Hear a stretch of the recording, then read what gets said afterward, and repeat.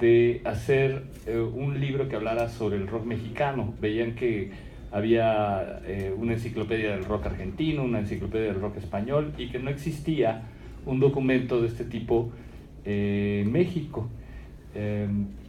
Esto se debe a razones que incluso leyendo el libro se pueden entender. El hecho es que en ese momento se me hizo muy fácil, y creo que a los de la editorial también, órale, vamos a entrarle. ¿Y en cuánto tiempo lo tienes? Pues yo creo que como en unos 6 meses. Bueno, creo que ni ellos ni yo sabíamos realmente en qué nos estábamos metiendo. No con esto quiero decir que no ha sido un proceso bastante disfrutable, placentero para mí, pero bueno, esta idea, conforme la iba escribiendo, iba creciendo y creciendo y creciendo y creciendo y creciendo, y pasaba el tiempo, hasta que un día les empecé a ver cara de preocupación aquí a mis compañeros, y tuvimos una junta y tomamos varias decisiones que fueron muy importantes para que finalmente empezara esto a cristalizar ya en un libro por lo pronto. Pero bueno, esas decisiones fueron que íbamos a dividir en 2 volúmenes el libro, íbamos a separar una primera etapa que es del año 56 al año 79, y en un segundo volumen hablaríamos del año 80 en adelante hasta el 16. Otra de las cosas que se tomaron como decisión en esas juntas que tuvimos fue ponerle el nombre de 60 años de rock mexicano, ya que este año 2016 se cumplen 60 años desde la primera grabación que existió en México de rock en español.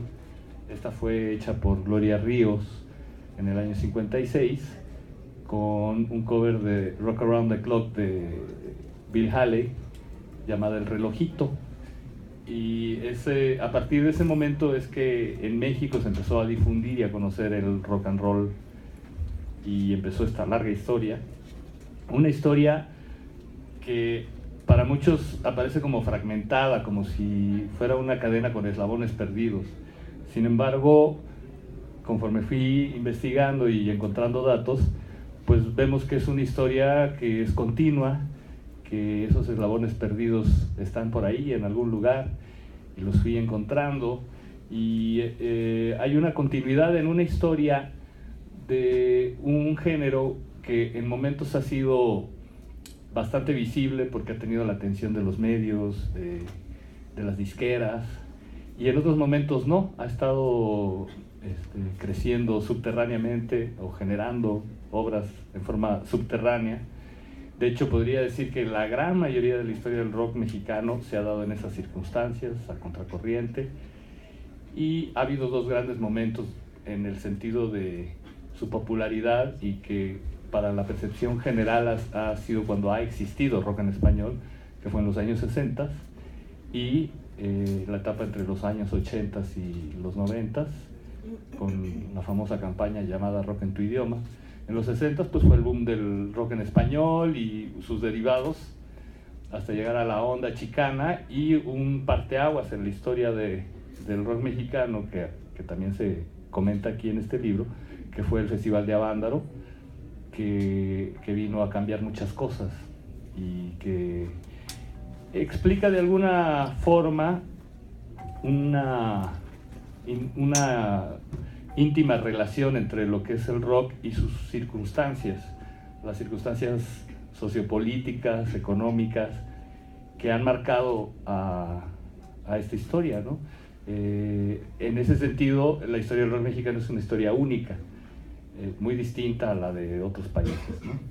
Y existen intentos de documentar esta historia, pero han sido intentos hasta ahora aislados o parciales, y muchos de ellos se convirtieron incluso en bibliografía para este libro. Pero creo que una de las grandes aportaciones es que aquí se pretende contar la historia de principio a fin, a partir de una serie de fichas con bandas muy representativas, en donde se están contando historias, digamos, individualizadas, pero también yo al principio de cada década explico también lo que sucedía en ese lapso de tiempo, es como una historia contada desde dos perspectivas, una como más general, más que tiene que ver con el contexto, y otra a partir de las historias individuales, ¿no?, de cada grupo. En términos generales, eso es lo que es 60 años de rock mexicano, este primer volumen. Hay la idea de sacar el volumen 2 para el próximo año. Yo todavía ando ahí a medias, pero ahora sí, en 6 meses. No sé si quieren que empecemos con preguntas al respecto, que comenten sobre cosas más puntuales. ¿Tienen preguntas? Yo tengo una pregunta. El día que este libro se fue a imprenta y lo vi de manera global, me quedo con dos cosas que se unen después en una. La primera es, ¿qué demonios es el rock? Y hace unas semanas tuvimos una presentación en la Feria del Libro Infantil y Juvenil, una presentación muy rara con pues un grupo de escuela primaria que fue muy divertida, pero yo les pregunté a los chavos, ¿ustedes qué creen que es el rock? Y nadie dijo ni siquiera nada. Más bien me preguntaron si conocía a músicos famosos. ¿Sí? ¿Sí? ¿Sí conoces a músicos? Algunos. Me hicieron hasta cantar, con eso te digo. Era rehén de esos chamacos adorables. Y la segunda idea que también me llegó en esa presentación es que si uno no es rebelde cuando es joven, entonces ¿cuándo? Y creo que esas dos cosas, si no se responden, y quizá nunca se respondan a lo largo de la historia de la humanidad, sí hay un concepto en este libro. Y uno es el que decidimos poner en la cuarta de forros del libro, y dice: el rock es un producto de su tiempo, es una necedad arraigada hasta el tuétano de quien lo goza, es un adolescente cuyo espíritu se niega a envejecer, se debate entre la forma y el contenido, entre el goce y la conciencia, es como una vedette que se regodea ante el espejo y luego, en la soledad, se pregunta quién es.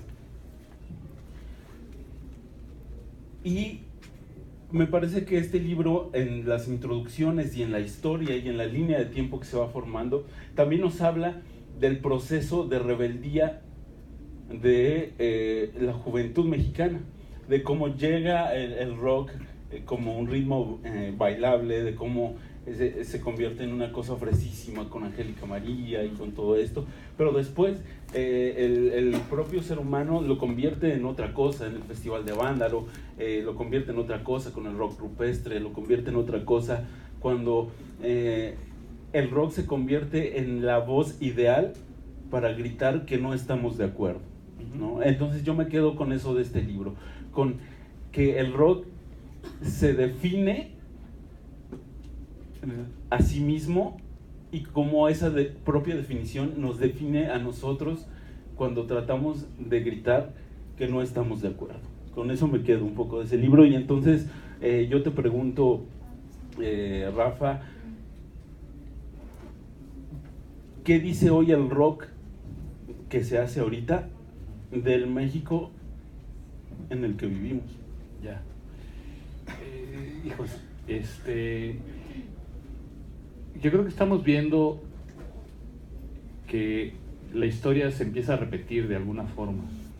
En este primer volumen hablamos de una etapa en la cual se pasa de hacer un rock principalmente de intérpretes, que era una época en la que hacer rock era hacer covers, y luego se pasa a hacer temas originales, pero con la circunstancia de pensar que el inglés era el idioma natural del rock y que por eso se tenía que hacer en inglés. Estoy hablando de la época de la onda chicana, y de escribir y hacer temas que estaban en algún lugar del universo, pero no necesariamente en la realidad mexicana, cuando había una circunstancia sumamente difícil.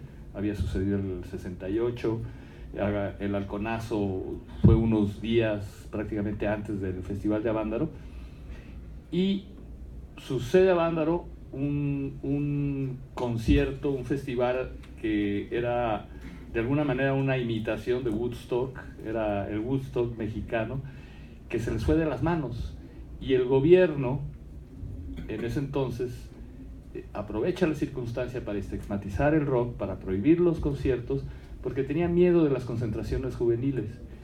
Bueno, ahí fue un choque de frente con la realidad mexicana que derivó en que las bandas que llegaron a sobrevivir empezaron a hablar de su realidad. En la actualidad, yendo a tu pregunta, estamos viendo que de alguna forma se está repitiendo un poco la historia, quizás con ciertas circunstancias que marcan una gran diferencia, pero se está volviendo a cantar en inglés, las letras también están hablando de la galaxia y de no sé qué cosas, y para mí es muy sensible eso, porque yo vengo de una generación de bandas que les importaba por un lado cantar en español, era nuestra bandera, y por otro lado ser contestatarios y hablar de nuestra realidad.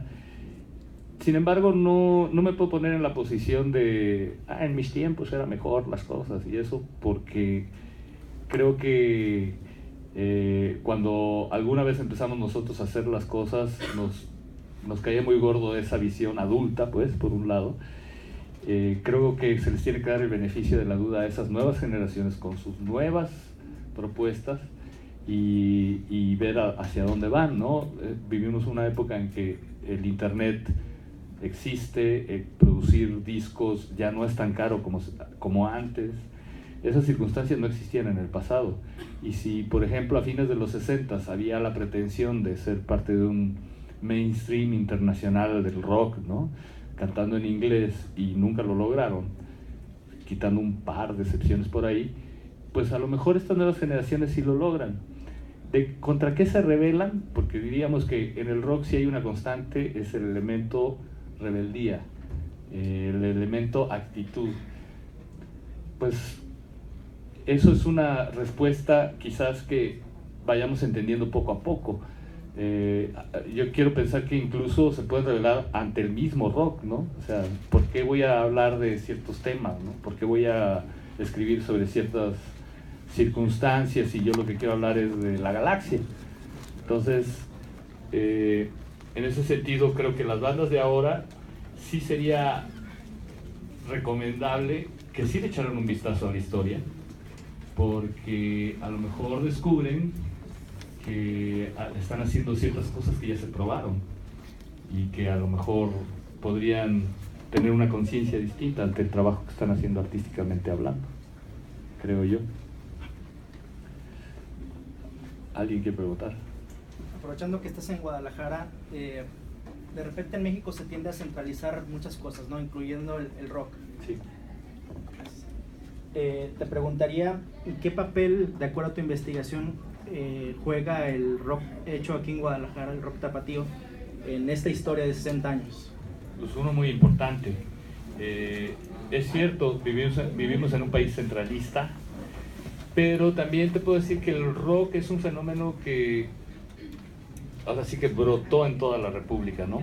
En algunos lugares de una manera más patente, en otros no tanto. En muchos casos esas manifestaciones de diferentes partes de la República viajaban al centro para enriquecer una escena en el centro, pero también te podría decir con toda claridad y contundencia, Guadalajara llegó a ser la capital del rock en por lo menos una ocasión muy clara, que era a finales de los 60, principios de los 70, donde surgieron muchos grupos de mucha importancia a partir de un concurso que hubo aquí en una estación de radio, y de Guadalajara han salido músicos de mucha calidad, ¿no? Incluso podemos hablar, no sé, de un Peace and Love que surge en Tijuana, pero por tapatíos, ¿no?, que viajaron allá. Un Ricardo Ochoa es uno de los actores fundamentales de la historia del rock en México a lo largo de su historia, y es un personaje de aquí, ¿no? Y bandas muy importantes, grandes, buenas, con conceptos, digamos, incluso más